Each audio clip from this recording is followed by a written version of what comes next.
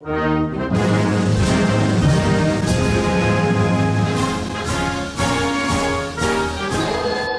French invaders.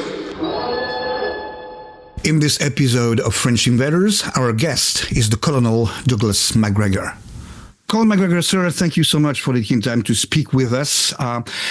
If you will, we'd love to start our conversation with discussing the fact or the eventuality or the possibility that there has been a significant paradigm change in warfare since the beginning of the war in Ukraine, especially when it comes to air and sea supremacy. So we'd love to hear your take on that. No, that's a great question. And its paradigm shift occurred some time ago. But as is often the case, no one pays attention until the paradigm shift collides with reality. And right now, we have a very serious problem because we have created the capability for overhead surveillance to be very persistent, very difficult to fool, and made, as a result, maneuver on the ground extremely hazardous. Now, in the books that I wrote, Transformation Under Fire, and then subsequently Margin of Victory, I talked about the requirement for ground maneuver forces to be what I would call high lethality, low density. In other words, we have faced a situation for many, many years where the numbers of people within the so-called battle space or on the ground on the battlefield have been declining. If you packed people densely together as we did 200 years ago, and unfortunately, as was tried both in the Franco-Prussian War and then subsequently in World War I in 1914, you see that large numbers of people get killed because they're easy targets for automatic weapons like machine guns and artillery. So we began to reorganize and reorient our thinking about ground warfare.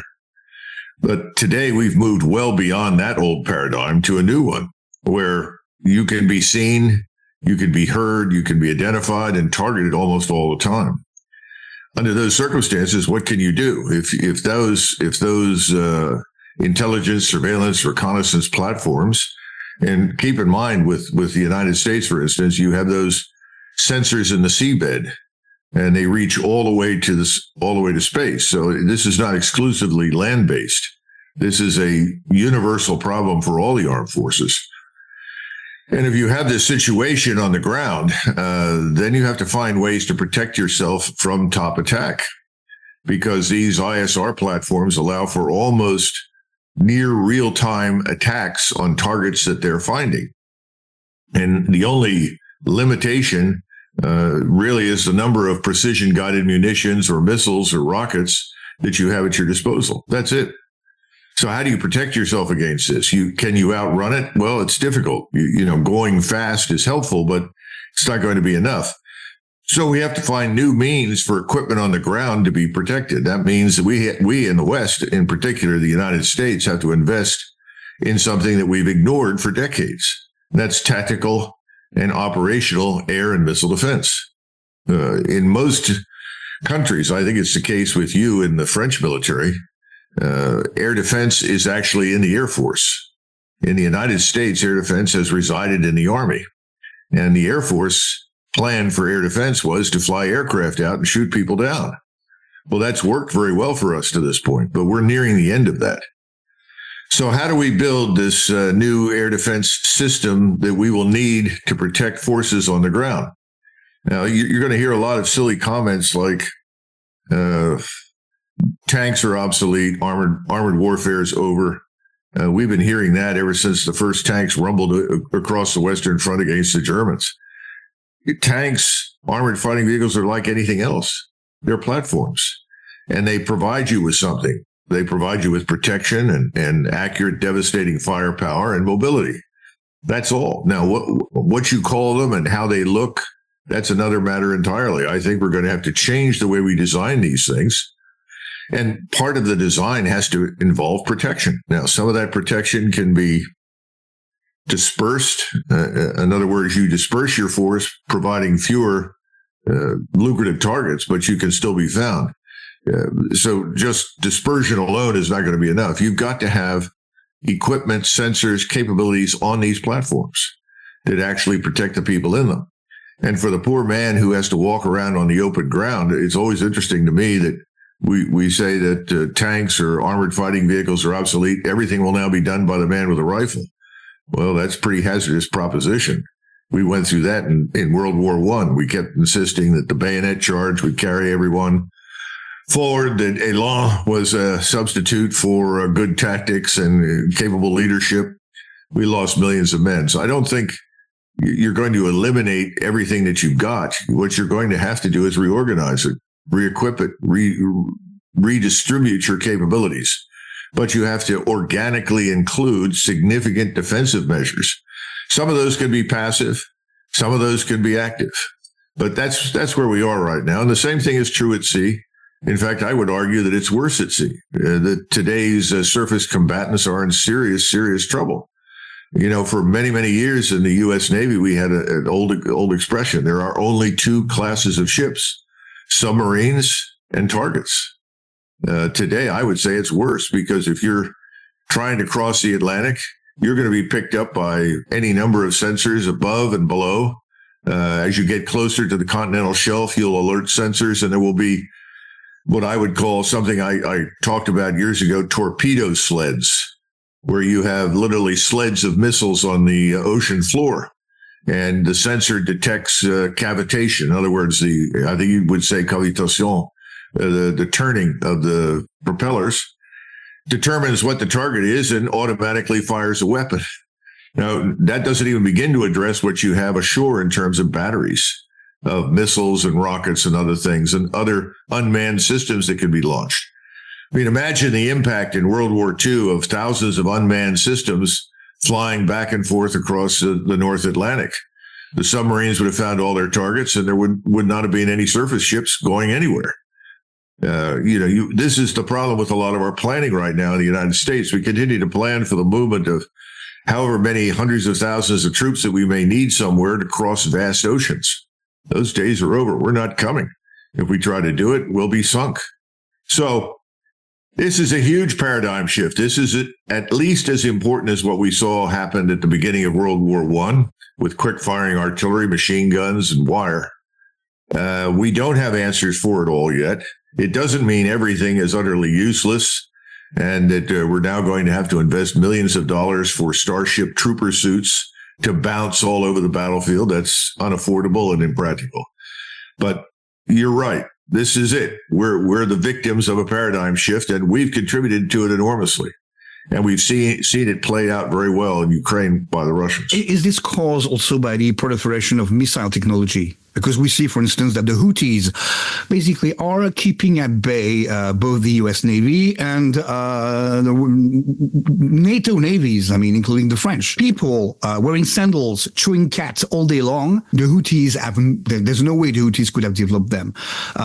Is this some kind of horizontal escalation? Oh, of course. Of course, absolutely. But I think the key point for the listeners is to understand that the access to precision strike capability, the access to precision micro-circuitry, the micro-circuitry that enables the precision, is now all over the world. And the quality of missiles and solid propellants and warheads has improved dramatically. So you can take a group of people like the Houthis that hardly qualify as a nation state and empower them enormously, which is what's happened. And this is going to happen all over the place. And we have this expression in the Pentagon in English, contested environment versus permissive environment. And whenever you challenge the Marine Corps and its mission of amphibious warfare, everybody quietly admits, well, we can only use this in permissive environments. But that's okay because 80 to 90% of the world is permissive. Well, that's not really true. The old idea that you can assemble an amphibious task force 50 miles offshore or 80 kilometers offshore or 90 kilometers offshore, and then stealthily approach an area that is open and available for you to land troops is over. In fact, if you're smart and you have precision strike capabilities, you watch until the entire amphibious task force is assembled and then you sink it. And again, you don't have to sink it. This is another mystery. You can just damage it to the point where it's completely unusable. putting an aircraft aircraft carrier out of action was demonstrated by the Houthis. How many holes do you have to put in the flat top's deck so that you can't launch aircraft? Doesn't take very much. What's the actual state of the U.S. military currently? You have any more easy questions before we go to this one? Nope. I'm being facetious. I apologize.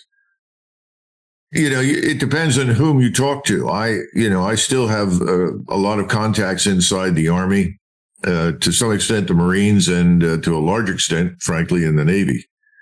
Because I did some work many years ago behind the scenes for the Secretary of the Navy in 2007 and 8. I would tell you that our Navy's in very serious trouble. It is in the process of cannibalizing itself to keep its equipment operating and its ships running. And I hope you can translate cannibalizing into French. Cannibalisation. Cannibalisation? Okay. All right. Well, the bottom line is that's one problem. You have a deficiency in terms of the numbers of missiles available to the various missile-carrying ships. And that means that you can run out of ammunition pretty quickly. We joke sometimes we have a 2-week armed force. After 2 weeks, we're out of munitions. We can't resupply. We can't sustain it. And the war has to end. It's similar to the president of France was asked in 1914 in August how long the war would last. He said, 6 months. They said, why? Because that's when the money runs out. Unfortunately, we poured money into everybody and kept the war going. That was how America became very rich during World War I. It would have been more humane for us to say nobody gets anything. That's another story. But you have a similar situation right now. You're trying to operate aircraft carrier battle groups thousands of miles away from the United States. There are only a handful of ports that these ships can pull into to replenish, to resupply, and rearm. And these ships move very slowly, and they tend to loiter in certain areas, cutting squares in the ocean. They're not hard to find. They're easy to identify, and they're very short-legged. The difference between an aircraft that launches from a ground air base and one that launches from, an aircraft carrier is enormous. So that means you need lots of air refueling assets. For instance, we put almost all of our air refueling assets that are available in the Middle East right now. And then, of course, even if you can launch from a land base, it needs to be at least right now for safety purposes, 1,500 miles away from Iran, because the Iranians can find the air base and they can hit it with missiles. Probably have to extend that range if the missiles come out of South Yemen. In other words, the whole world has changed, but we haven't. And the Navy is not really prepared for an all-out war. They have a terrible recruiting problem, huge morale problems. So that, this is one of the things that we worry about, that if we are revealed to be weaker than people think we are, that's really the beginning of the end of our so-called military hegemony. Military hegemony rests as much on perception as reality.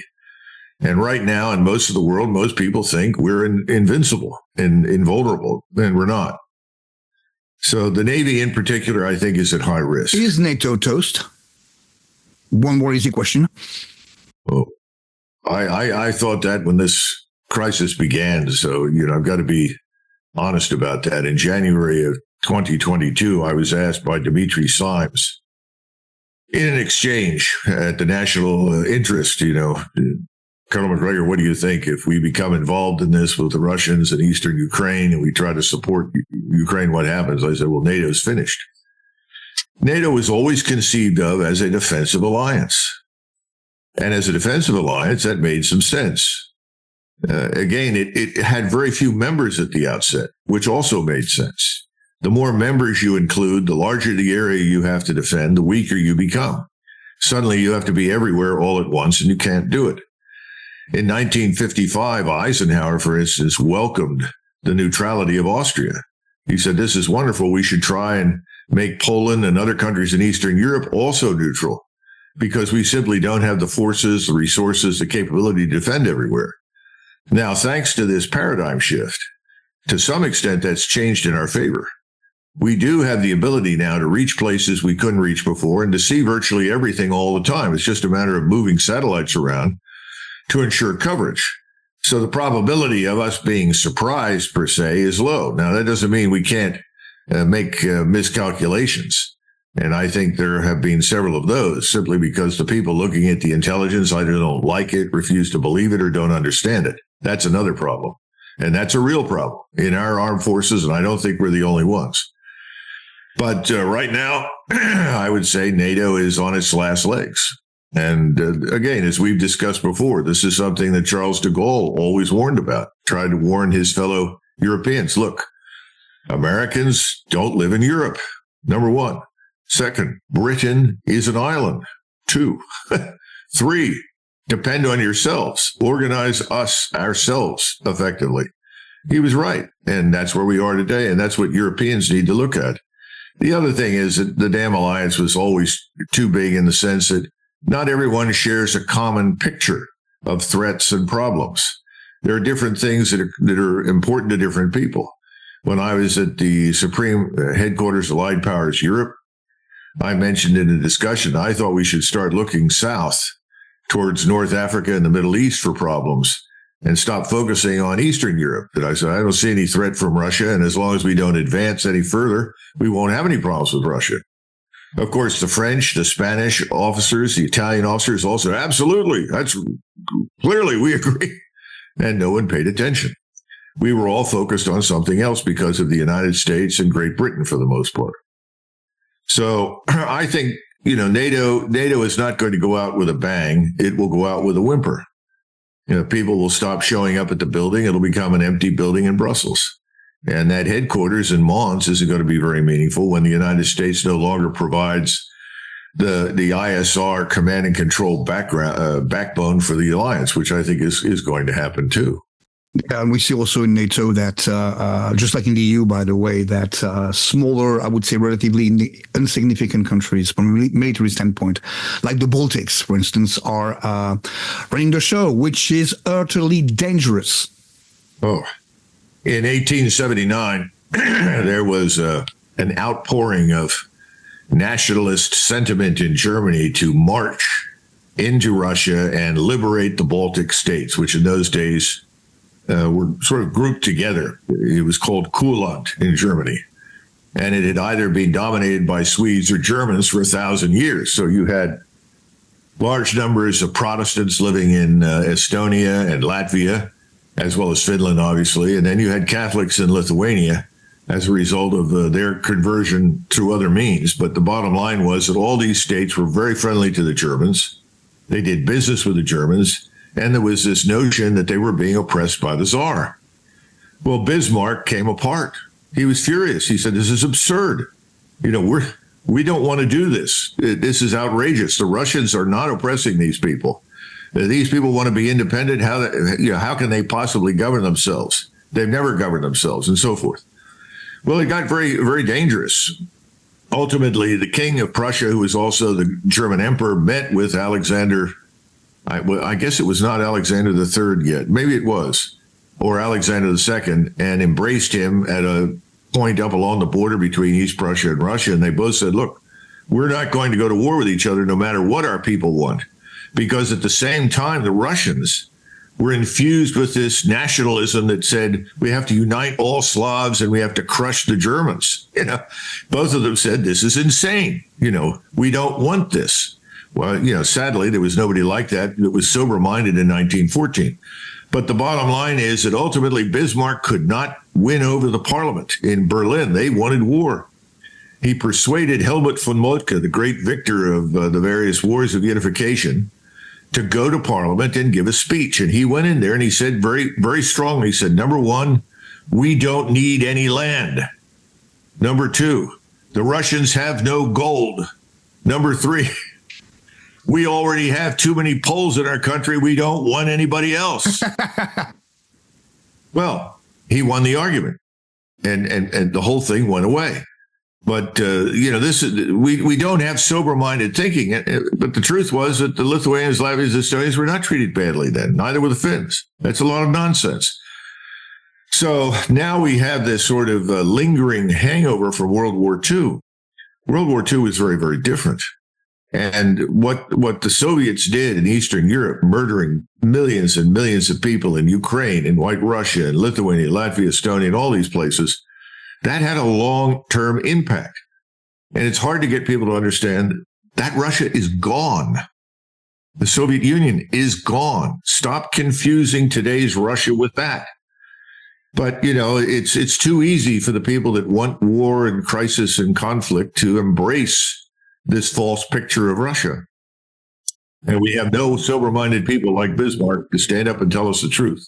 Yes, I mean, as we are moving into more the question of foreign policy and diplomacy and history, I just wanted to ask a question. But first, Colonel Macgregor, I just wanted to reinforce how honor we are to have you on the podcast. I've been a long time listener of your analysis. I discovered them through the podcast of Dave Smith and Scott Horton and people like that. So, it's really an honor to have you. I just wanted to mention, as you are talking about that lingering hangover from World War II and this real, pretty much suicidal strategy of the American hegemonic power, to mention a long analysis that has been written by Condoleezza Rice recently, which I think is a restatement of everything reckless about precisely this hubristic American foreign policy. A very talented author on Substack named Nicholas Sordo calls that Turbo America. And by that, he means that at the time where precisely the military dominance of the United States is being challenged from within, by its lack of technology to address the new realities of warfare and the new reality of the world, with the United States more isolated, with a global rebellion against American supremacy.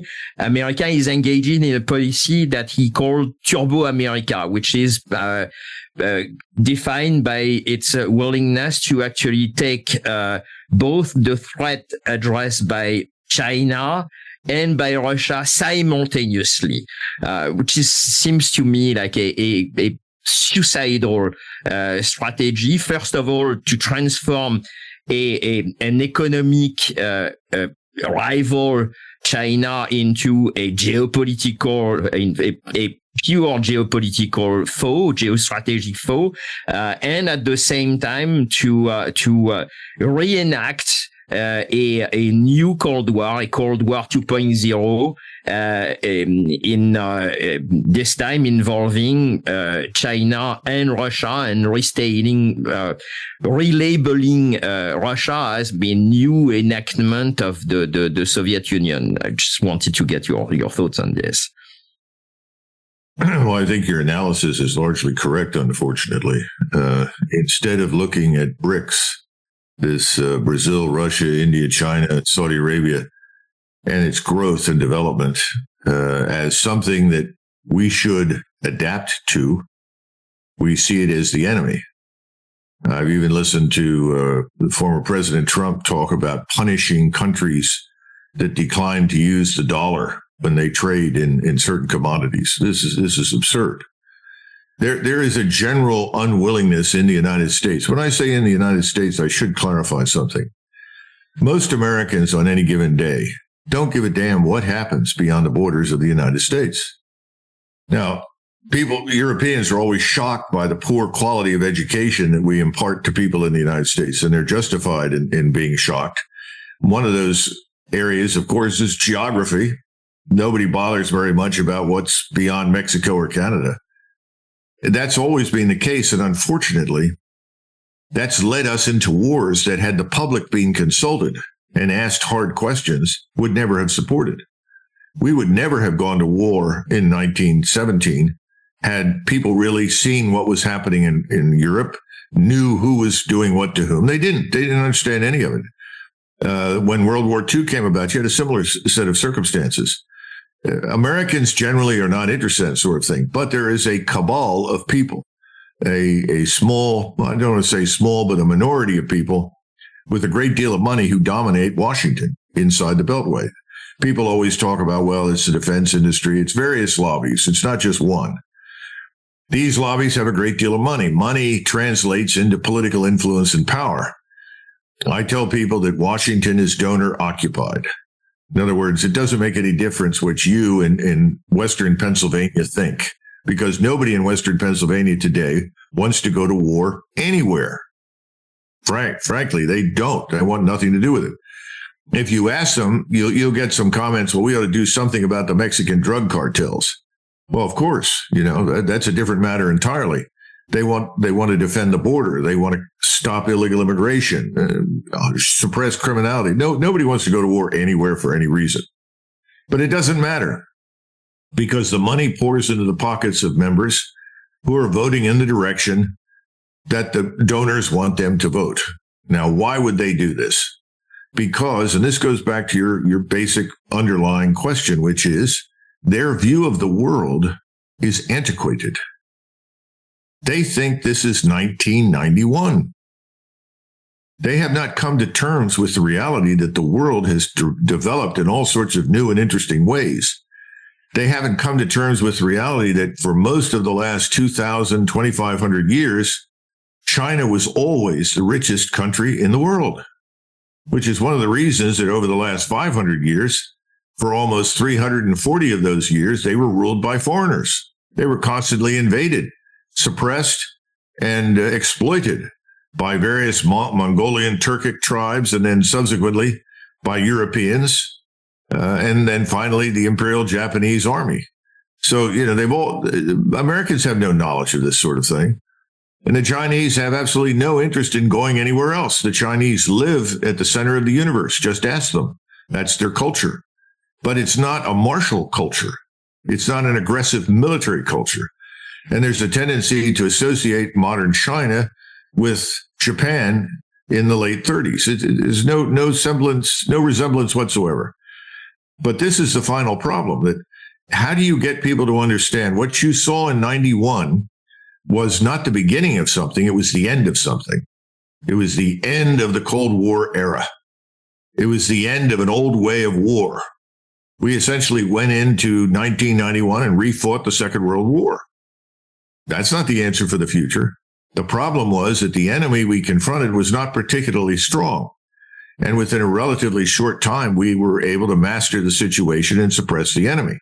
Now, the fact that we didn't know what to do after we'd won and essentially just packed up and went home, leaving things in disarray, that's another matter. But the point is, nobody understood what had really happened. It was not the beginning of something new. It was the end of something.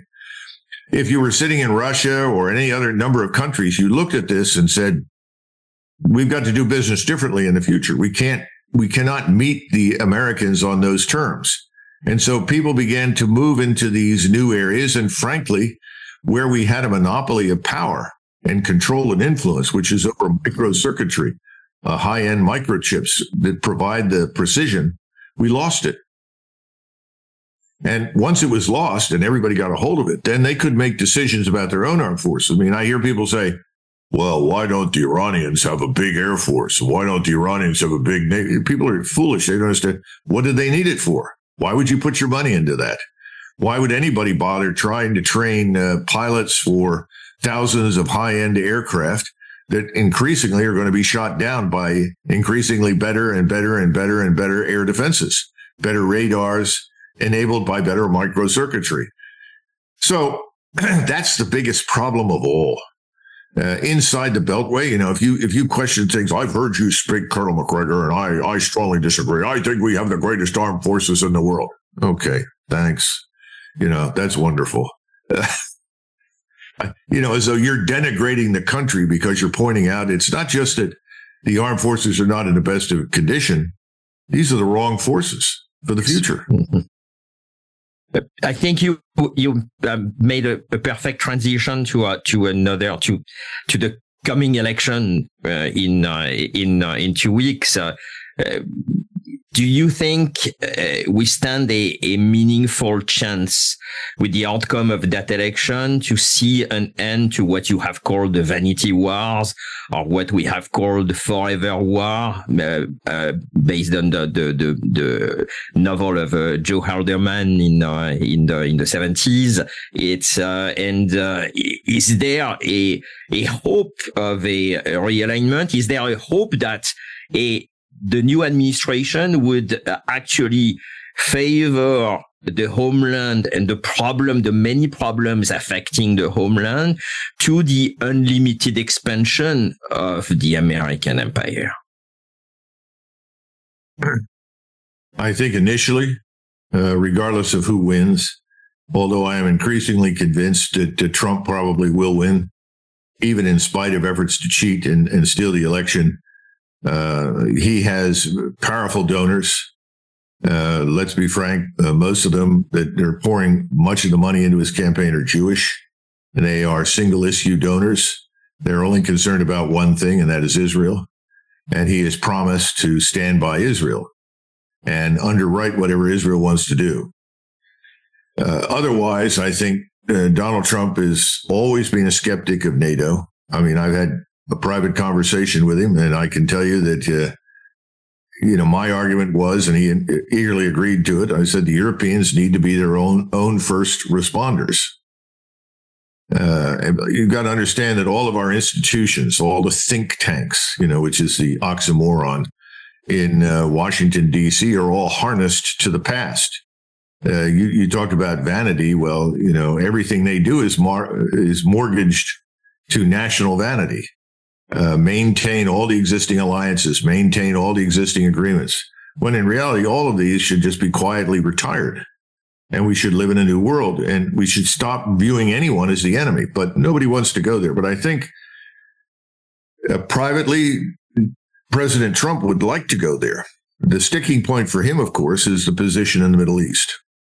And I have a feeling that war will take off and go into a much worse stage before the election, to probably prevent any possibility of what's the right word? A relaxation of tensions, something along those lines, any kind of ceasefire, so that he'll be stuck with the war when he arrives there.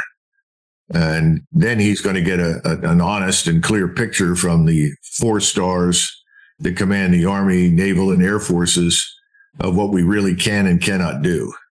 That's going to be ugly, because these men have been lying for years about where all the money goes and how great we are. And all of a sudden, they're going to be caught in the open with no place to hide. So we'll see what he does on that. But there's something else beyond the foreign policy thing, and that is the enormous pressure inside the country. People are fed up. They want action. And the new elected government is not going to be able to provide it. I don't care who they are. I mean, the kind of action that's required in this country is analogous to what Cromwell brought to England. That's a fact. And very few people in this country understand that you can draw a straight line from Oliver Cromwell to George Washington, and from George Washington to Abraham Lincoln. They were all very much the same people, same background, same culture, same outlook on life. And all 3 men set up dictatorships in order to be successful. Washington, when he became president, and the man didn't want the job because he's a very good man. Anybody who wants to be president is probably a terrible person. You want someone who doesn't want the job. He didn't want the job, but he grudgingly took it. One of the first things he had to deal with were rebellions from Indians, largely, and to some extent in Western Pennsylvania. So he called veterans back to the army. We had no army. When we ended the war, there was no army. There's no Navy. There's nothing. So he called the veterans back, and then he issued orders to them.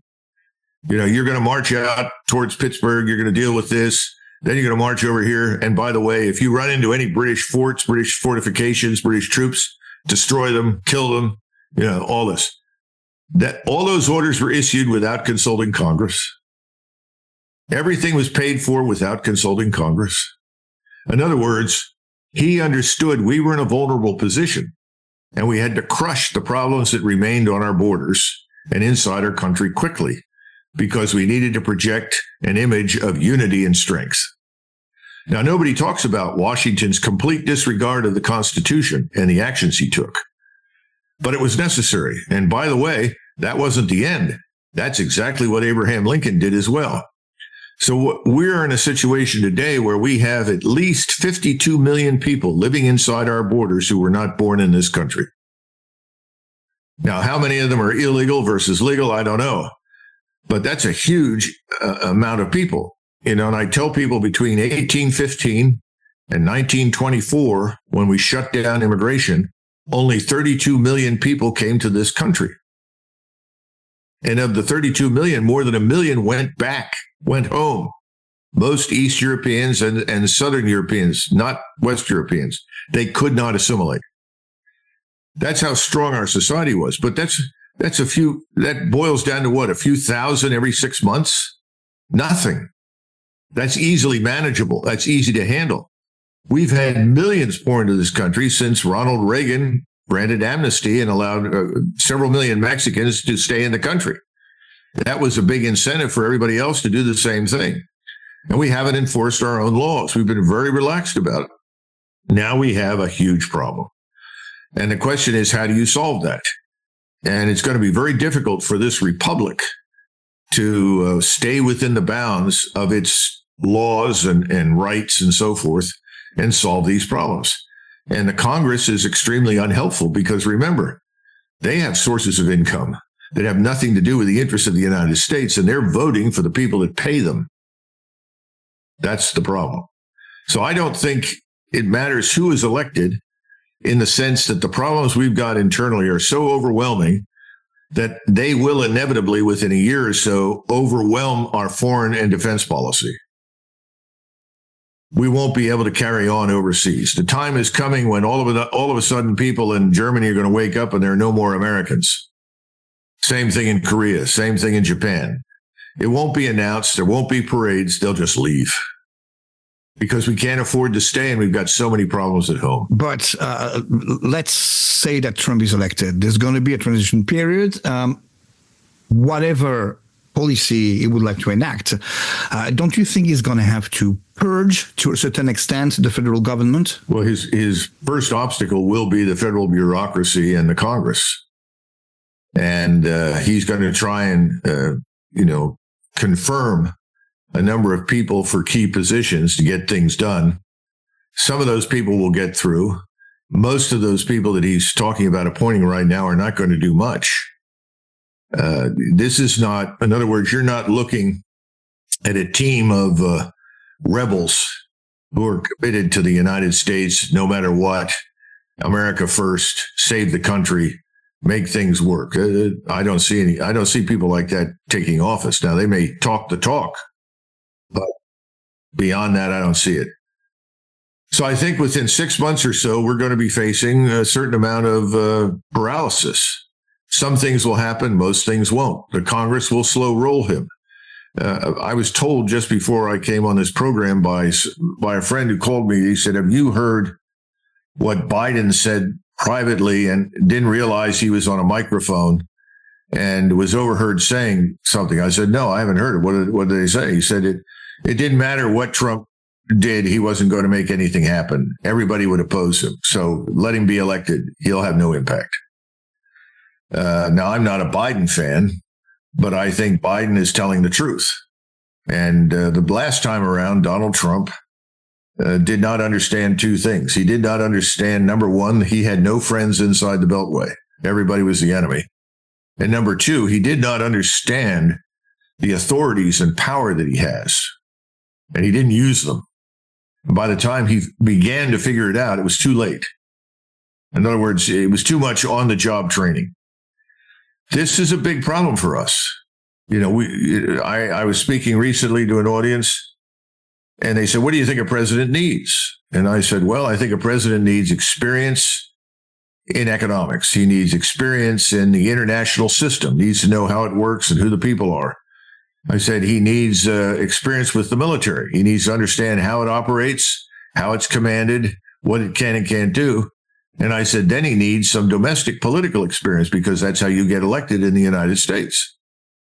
And he said, "Well, who has the first three?" I said, "Nobody." He said, so the only thing they come to Washington with is experience in domestic politics. I said, yeah.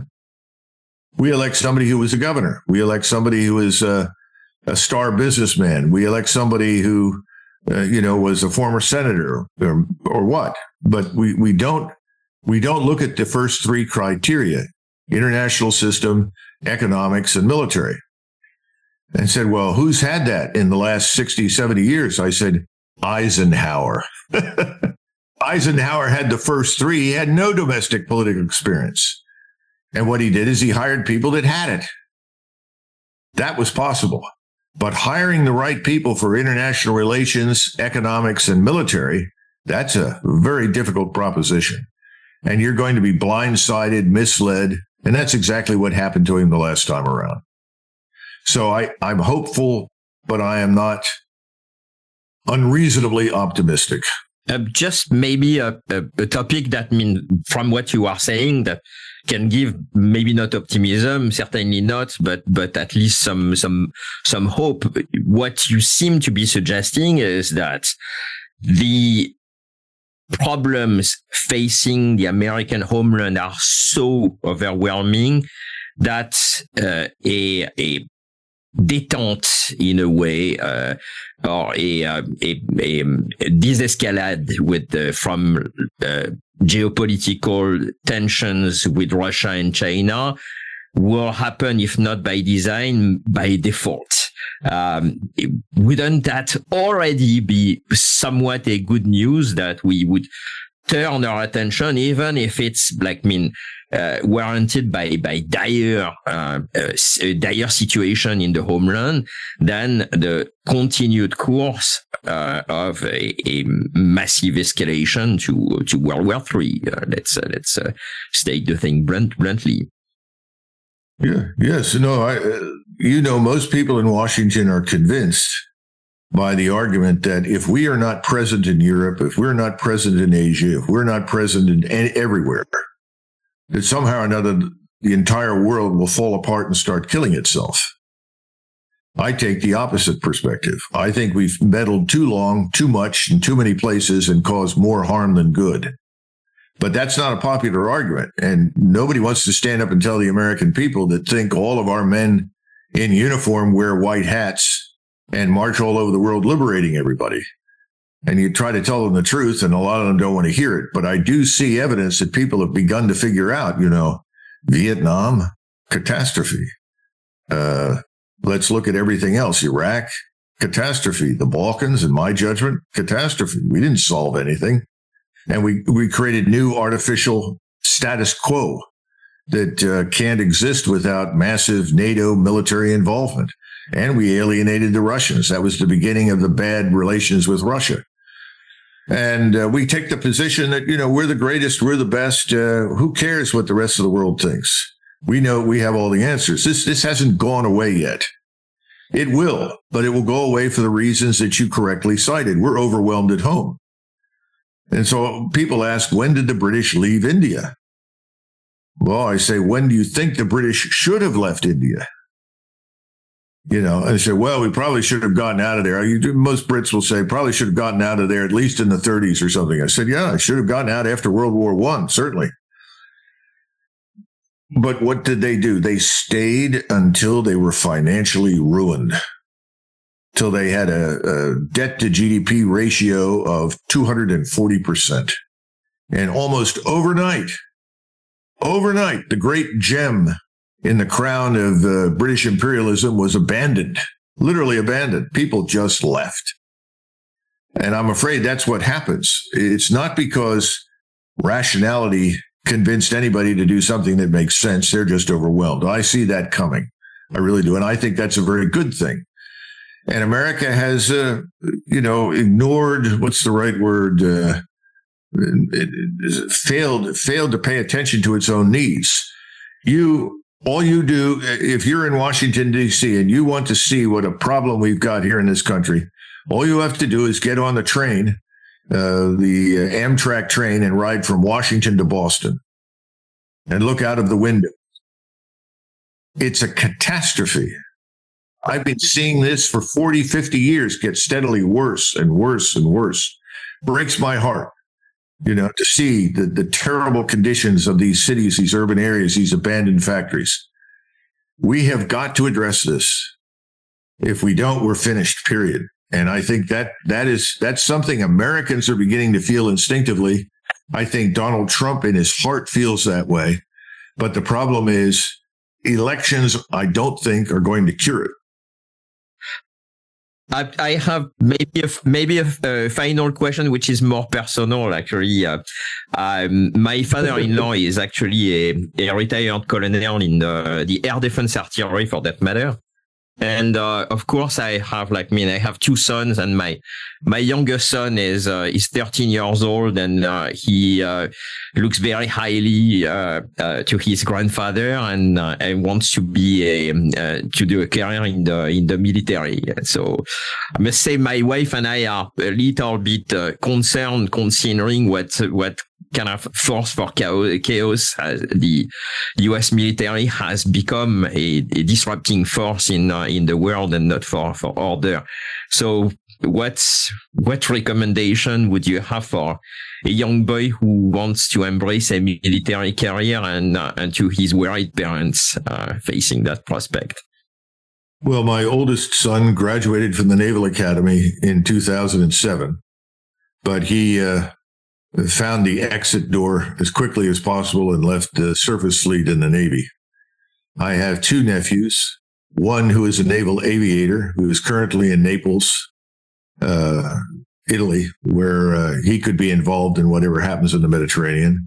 Then I have another nephew who is a lieutenant in the Army who just left a tank battalion and is on his way to Fort Bragg. So I'm connected to people in the military, and I wrestle with this question all the time. We are not getting the best people at the moment. The quality of the officer corps has declined precipitously. This has been going on for some time. And many of the very best people we had, certainly in the Army, left the service between 2007 and 2012. The problem is that any institution is only as good as the quality of the people that man it, as well as the people at the top. And I think most people have a very low opinion right now of the quality of the senior military leadership, which is highly politicized. And they're looking at the force where everything counts except character, competence, and intelligence.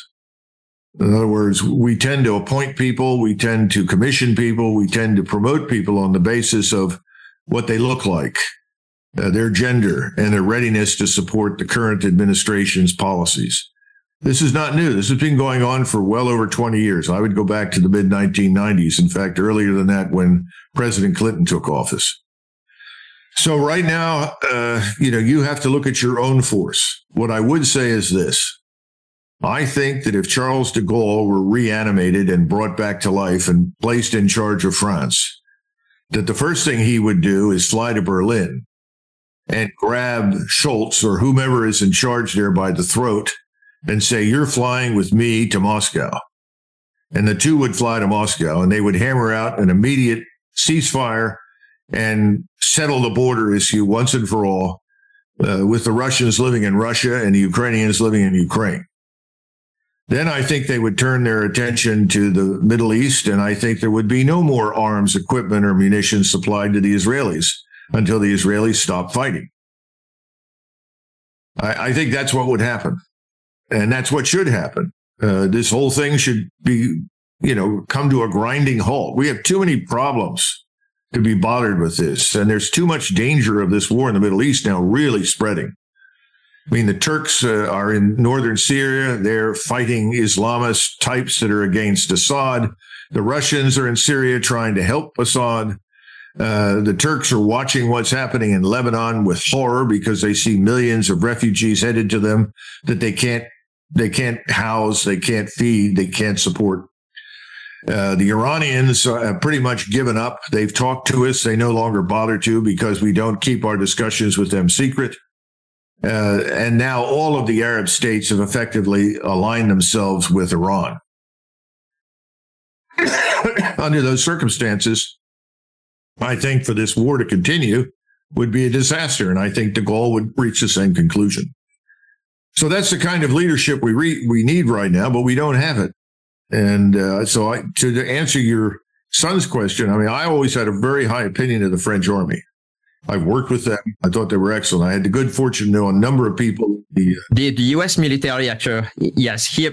Yeah, in fact, I live in the DC area. I'm in University Park next to the University of Maryland, so we're almost neighbors actually. So I am myself a U.S. citizen. That's Well, then he's here. He can see for himself. He needs to talk with some people on active duty right now and ask them what they think.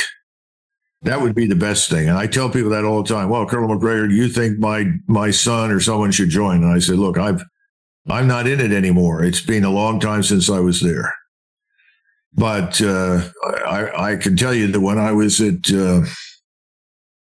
SHAPE headquarters, Supreme Headquarters, Allied Powers Europe, I had a good friend who was a lieutenant colonel from the Legion, and his parents were Pied Noir, and his name at the time, I think it was Philippe Gonzalez, because they were Spaniards that settled with the French in Algeria. And Philippe Gonzalez was probably one of the best officers, most intelligent, capable officers I met.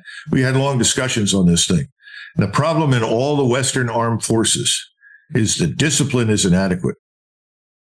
It's grossly inadequate. It's terrible inside our force. It's well below where it needs to be. And discipline doesn't mean that you're hitting someone over the head to do something. Discipline is a form of habit. And the secret to success on the battlefield is relentless practice and developing the skills and the automatic responses that are needed to keep you alive. That discipline doesn't exist. And the quality of leadership is poor. And we're too busy shutting down people for what they think instead of being grateful that we have people who do think. So tell your son to look into that and consider that carefully himself. Only he can know whether it makes sense to him or not. One last question, if I may, Colonel. If Trump is elected, do you see a role for yourself in his administration? Not at the moment, because my position on the war in the Middle East is not aligned with his administration. So under those circumstances, I think I will be thanked and sent on my way. Well, thank you so much for your time. Thank you for spending so much time with me. It was nice. Well, thank you for spending so much time with us. That's The